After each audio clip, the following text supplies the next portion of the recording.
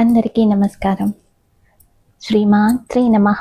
శివాయ గురవే నమః. లోకా సమస్తా సుఖినో భవంతు. లలితా సహస్రనామ పుస్తకాలు ఎక్కడ కూర్చుని రాయాలి?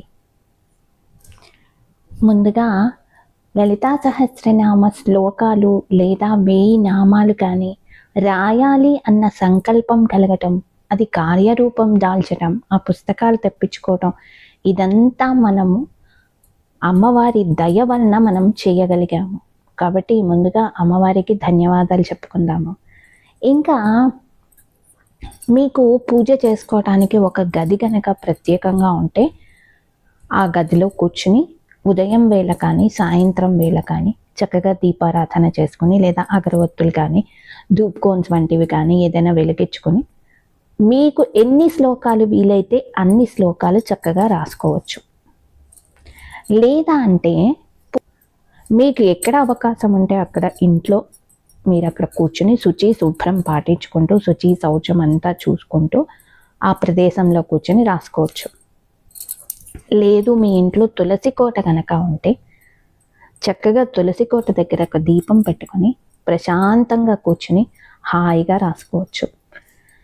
లేదు మీకు ఇంట్లో రాయడానికి కుదరట్లేదు అనుకుంటే దేవాలయంలో దర్శనం పూర్తి చేసుకున్నాక ఒక చోట కూర్చుని ప్రశాంతంగా, అక్కడైతే మిమ్మల్ని ఎవ్వరూ మాట్లాడించే వాళ్ళు ఉండరు కాబట్టి చక్కగా అక్కడ కూర్చుని మీరు ఎన్ని శ్లోకాలు రాయాలనుకున్నారో అన్ని శ్లోకాలు రాసుకోవచ్చు.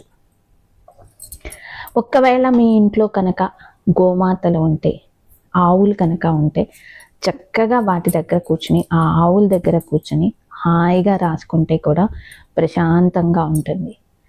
మీరు ఎక్కడ కూర్చుని రాసినా ఆ రాస్తున్న కాసేపు ఫోన్స్ అన్నీ సైలెంట్లో పెట్టుకొని ఎటువంటి డిస్టర్బెన్స్ లేకుండా చూసుకుని పూర్తి శ్రద్ధతో అమ్మవారి మీద మమకారంతో, ప్రేమతో, భక్తితో, శ్రద్ధతో, విశ్వాసంతో మీరు రాసుకోవాలి.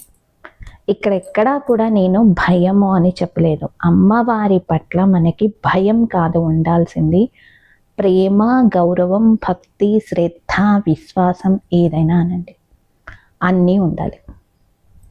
కాబట్టి నేను చెప్పిన ఈ ప్రదేశాలలో మీకు ఎక్కడ వీలైతే అక్కడ కూర్చొని చక్కగా రాయండి. అన్ని ప్రదేశాల్లోనూ మాకు వీలవుతుంది అని అంటారా?